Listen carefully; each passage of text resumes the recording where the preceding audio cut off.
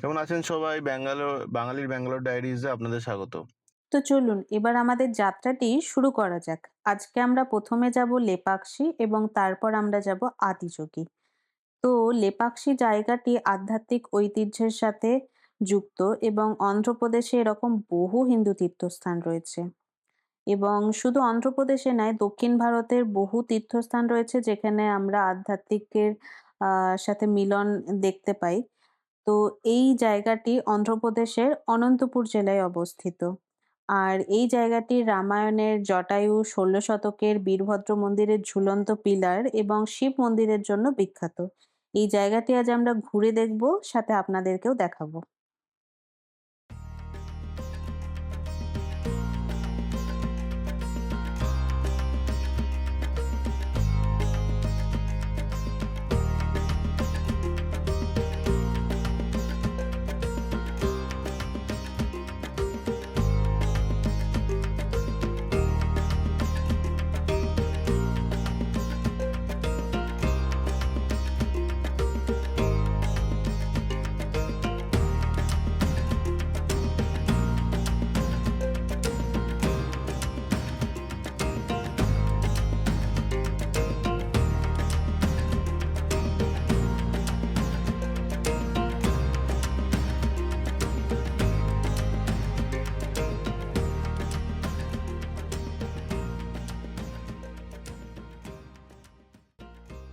তো আমরা যখন এই লেপাক্ষীতে যাচ্ছিলাম, সেই রাস্তায় যেতে যেতে দুখানা খুব সুন্দর লেক পড়বে এবং তার মধ্যে একটা লেকে আমরা দাঁড়িয়েছিলাম। তো সেখানে মানে জায়গাটা খুবই সুন্দর। লেক, তার পাশে বড় পাহাড় একটা ছিল, খুব দারুণ একদম সুন্দর একটা জায়গা যেখানে অনেকে বোটিংও করছিল। তো আপনারা যদি এখানে একটু দাঁড়িয়ে সময় কাটাতে চান, তাহলে আপনারা ওখানে দাঁড়িয়ে সময় কাটাতে পারবেন। তবে আমি বলব যে আমরা দুপুরবেলায় গেছিলাম, তো দুপুরবেলায় না গিয়ে একটু বিকেল করে যেতে, তাহলে জায়গাটা আরও বেশি সুন্দর লাগবে। তো এই জায়গা দেখার পর আমরা চলুন এবার আমাদের গন্তব্যে পৌঁছাই।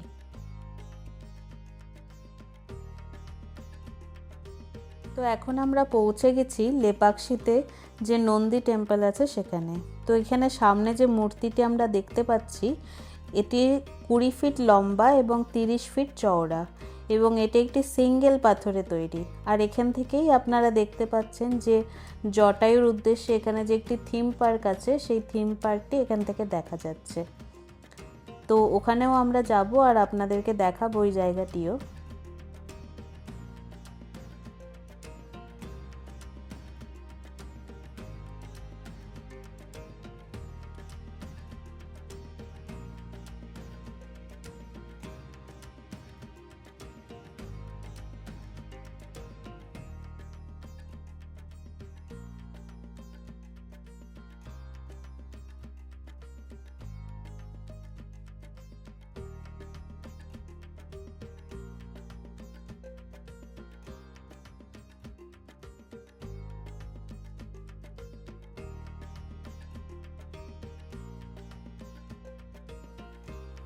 তো এই জায়গাটিতে এখানে একটি খুব সুন্দর জলাশয় আছে। তো চলুন আমরা ওই দিকটা একটু দেখে আসি।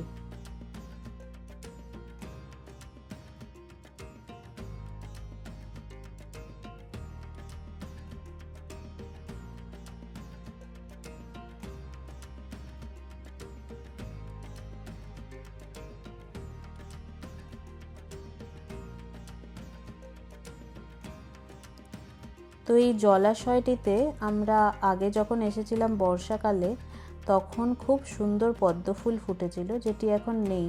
যদিও আমি সেই ক্লিপটি এখানে অ্যাড করে দেব, তাহলে আপনারা দেখতে পারবেন এই জলাশয়টি কত সুন্দর লাগে সেই সময় দেখতে।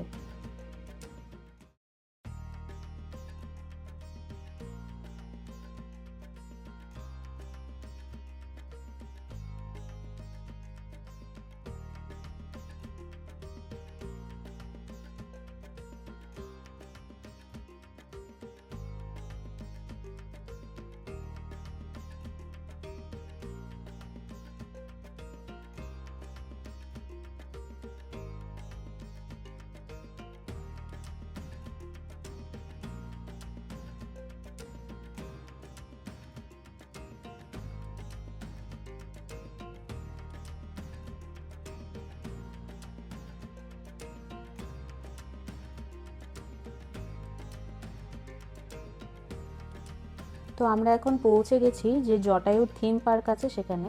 তো আমরা এখানে আমাদের গাড়িটি পার্ক করলাম। তো এখানে ৮০ টাকা নিল এবং আপনাদের একটা ইনফরমেশন দিই, এখানে যে আপনারা পে করছেন এই বিলটাকে রেখে দেবেন, তাহলে আপনারা যে বীরভদ্র মন্দিরে আমরা এর পরে যাব সেখানেও কিন্তু এই একই পার্কিংয়ে আপনাদের পুরোটা কভার হয়ে যাবে। জটায়ু কিভাবে এই লেপাক্ষীর সাথে জড়িত সে সম্পর্কে স্থানীয়দের থেকে আমরা যা জানতে পেরেছি সেই সম্বন্ধে একটি ছোট্ট করে বিবরণ আমি আপনাদের সাথে শেয়ার করছি। তো আমরা সকলেই জানি হিন্দু মহাকাব্য রামায়ণ অনুসারে জটায়ু ছিলেন ভগবান বিষ্ণুর অশ্বারোহী গুরুরের পুত্র। তো জটায়ু ছিলেন শকুনের দেহ বিশিষ্ট অর্ধদেবতা এবং তার কাছে প্রয়োজন অনুসারে তার ডানা প্রসারিত করার বর ছিল। তো জটায়ু যখন আকাশে উড়ছিলেন তখন তিনি এক মহিলার কান্নার আওয়াজ শুনতে পান এবং তার চোখ ছিল শকুনের মতো, অর্থাৎ বহু দূর থেকেই তিনি দূরের জিনিস সহজে দেখতে পেতেন এবং তিনি দেখেন যে একটি উড়ন্ত রথে রাবণ মাতা সীতাকে হরণ করে তার নিজ রাজ্য লঙ্কায় নিয়ে যাচ্ছেন এবং সেই দৃশ্য দেখে জটায়ু রথের দিকে এগিয়ে যান এবং মাতা সীতাকে রাবণের হাত থেকে রক্ষার চেষ্টা করেন এবং জটায়ু বীরত্বের সাথে যুদ্ধ করলেও বার্ধক্যের কারণে রাবণের বিপক্ষে যুদ্ধে জয়লাভ করতে পারেনি এবং শেষে রাবণ জটায়ুর ডানা কেটে দেয় এবং সীতা মাতাকে নিয়ে লঙ্কার পথে এগিয়ে যান। তো এখানে কিন্তু জটায়ু তার শেষ নিঃশ্বাস ত্যাগ করে দেননি, তিনি রাম যতক্ষণ সেখানে না এসেছেন ততক্ষণ তার জন্য অপেক্ষা করেছেন এবং রাম এবং লক্ষ্মণ এবং বানর সেনা যখন সীতামাতার খোঁজে ঘুরতে ঘুরতে এই জটায়ুর সন্ধান পান তখন জটায়ু বিস্তারিতভাবে এই পুরো ঘটনা রামকে জানান এবং এও জানান যে রাবণ সীতামাতাকে নিয়ে দক্ষিণ সমুদ্রের নিকট অগ্রসর হয়েছে। এরপর জটায়ু তার প্রাণ হারায় এবং স্থানীয় জনগণের মতে রাবণ ডানা কাটার পর জটায়ু এই লেপাক্ষীতেই পড়েছিলেন এবং এখানেই তিনি তার শেষ নিঃশ্বাস ত্যাগ করেছিলেন এবং সেই কারণেই জটায়ুর উদ্দেশ্যে একটি বিশিষ্ট জায়গা তাকে এখানে নিবেদন করা হয়েছে।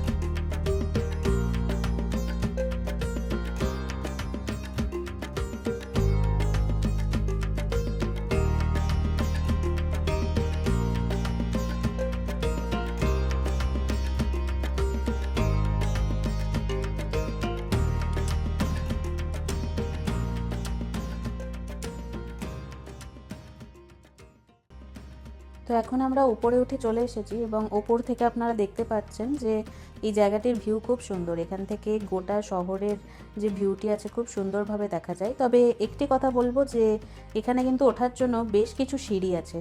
তো আপনাদের সাথে যদি কোনো বয়স্ক বাবা মা থাকে তো তাদের জন্য একটু প্রবলেম হতে পারে, তবে আপনি অপেক্ষা করে করে ওনারা সিঁড়ি দিয়ে উঠে আসতে পারেন। তো এখন আপনারা দেখতে পাচ্ছেন যে এখানে একটি পদচিহ্ন রয়েছে। তো এই পদচিহ্নটি কোনো সাধারণ মানুষের পদচিহ্ন তো নয়, কারণ এটি সাধারণ মানুষের পদচিহ্ন থেকে বেশ বড়। তো স্থানীয়রাও কেউ কেউ বলছেন এটি ভগবান রামের, কেউ আবার বলছে সীতা মাতার, কেউ বলছেন এটি হনুমানের। তো আমি এক্স্যাক্টলি বলতে পারবো না যে এটি কার পদচিহ্ন, তবে এটি কোনো সাধারণ মানুষের পদচিহ্ন তো নয়। আবার এটিও বলা হচ্ছে যে এই পদচিহ্নেতে যে হালকা একটু জল আপনারা দেখতে পাচ্ছেন, এই জলটি নাকি কখনো এখানে শুকোয় না, এটি নাকি সারা বছর এভাবেই থাকে।